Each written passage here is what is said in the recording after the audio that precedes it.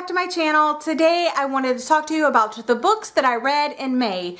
Despite being super extremely busy, probably the busiest I've ever been since I started BookTube, because whew, I tell you what, moving is hard freaking work. And I want to give a special shout out to my friend Nena at SCS Reads for keeping me entertained with her move. She lives in New York, but she moved from one apartment to another, and I'm just glad we've been sharing stories on Snapchat, and she's kind of helped me motivated, we can do this. So, and also another shout out to Sabrina from Steakachino. She has been super patient with me this month. We did our first buddy read together, and yeah, it was a terrible month for me to buddy read, but I wanted to do it because I really do enjoy both Nena and Sabrina so much. They've really become like my friends, and I hope when I am in New York one day that I will be able to meet up with them and go book shopping and have some coffee and just hang out. So yeah, I definitely want to give a shout out to those two special friends of mine. Let's talk about what I actually was able to finish in the month of May. It wasn't too much, but it was 3 books and the size. So I actually read a lot despite being super busy, even though it's only 3 books. So the first book that I read this month was The Feathered Bone by Julie Cottrell. I really enjoyed this book. It was set in New Orleans. The atmosphere is one that really stood out to me, the characters as well. This is the story of a mother that goes on her daughter's field trip, and another, her best friend, her daughter's best friend, goes missing, and her mother was the one that was in charge of watching them, and she ends up going missing.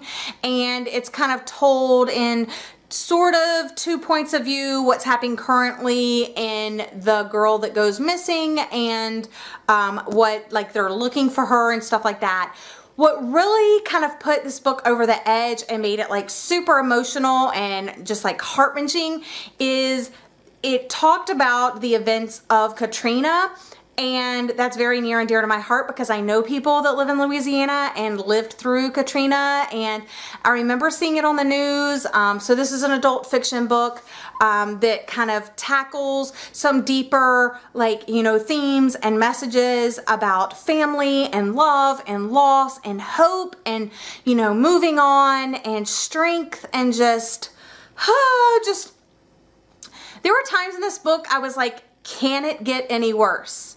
Yes, it can. So this book just goes from worse to worse to worse, and you're just like, is it gonna get any better? I don't know. So definitely read this. It did take me a while to actually get through. I really enjoyed the writing. Like I said, the characters were great. The plot was really good. It was the mystery element there that kept the plot moving forward.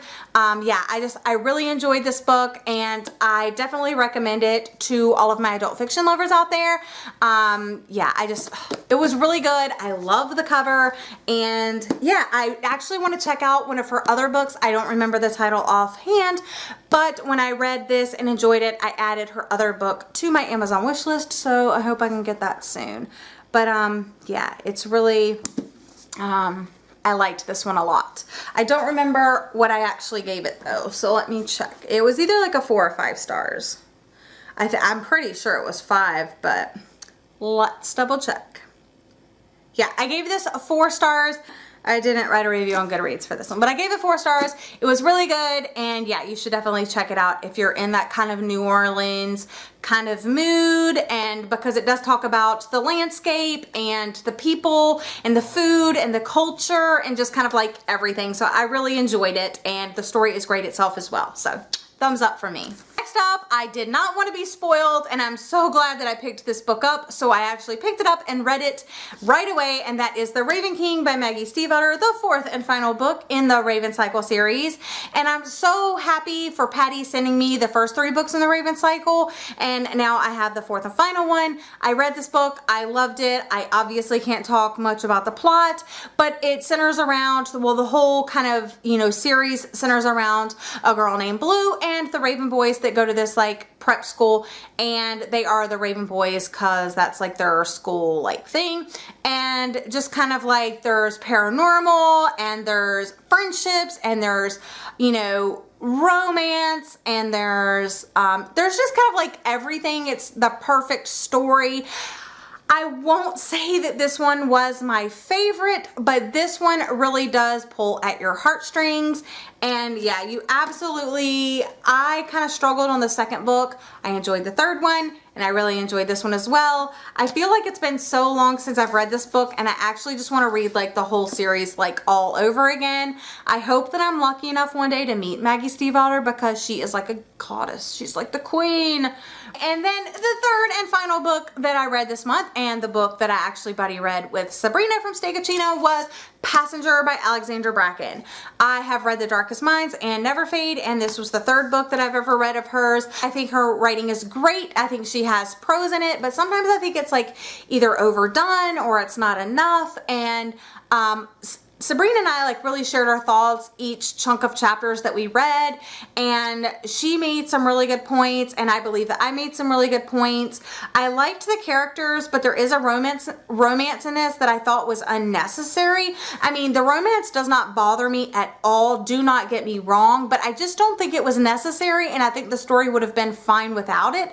So I'm wondering if it was just added because like the author think there needed to be romance in the book, or if, you know, she really wanted these particular people to be together. There were a couple of other things in this book. I was like, was she really wanting it to be that way, or was she writing it that way so this could be a diverse book? So if you don't know, this follows Etta, well, Henrietta, but she goes by Etta. She's a violin prodigy, and she's going to this like huge like thing that she has to play at, and something ends up happening where she ends up like having to travel like to different times and places. And I did mark the times and places. Well, they travel to so many places, and from what I read and what I thought I knew about the book, I thought that they were going to be like on this ship and that they were going to go to different places in time, but it wasn't really like that. It was more like they were on a ship for a little bit, and then they were off a ship, and then they went to these different time periods.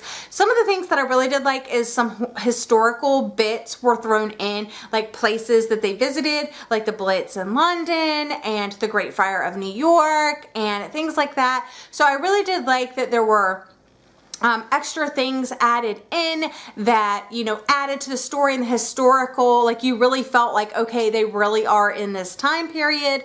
But then some parts really drug on for me. In the beginning, the chapters were like 100 pages a piece, and I was just like, oh my God. But in the last day, it was like a couple pages and the chapters were over. So it almost felt like an incomplete book. I think it's only part of a duology. I have seen the cover of the second book, and it is gorgeous, and I think it will be gorgeous with this one. So I definitely could plan on like continuing on in the duology, but I'm hoping that the second book is a little bit better than the first book. So I'm not like chomping at the bit, taking Sabrina's words, I'm not chomping at the bit to get my hands on the second one, but I definitely want to read it and see like what ends up happening, because there was a mini cliffhanger at the end. But honestly, like I could read this and be done with it and never read the sequel, and I'd be okay. So I only gave this one 3 stars, and yeah, so a lot of people really loved this. I didn't love it as much, but I thought it was interesting and it had some great ideas to it. It just wasn't like, didn't hit the mark. But yeah, so I had a 3, 4, and 5 star reading month. I did give The Raven King 5 stars, obviously, because it was amazing. It was a great conclusion. I still don't know which one is my favorite. I mean, I loved The Raven Boys, like the original one, and I think I loved it so much because I tried it previously on audiobook and I didn't really care for it. So when I got my hands on the book, I just like, oh my God, I was like freaking obsessed. And then the second book, it, you know, followed Ronan more, and I wasn't really feeling that. And then the third book, it was like back to Blue and Yanzi, which their storylines are like my faves.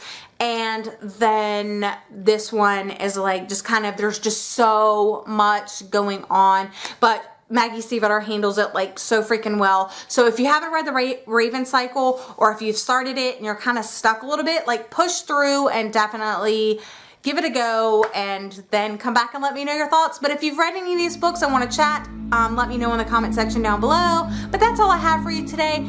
I'll see you again in my next video. Bye!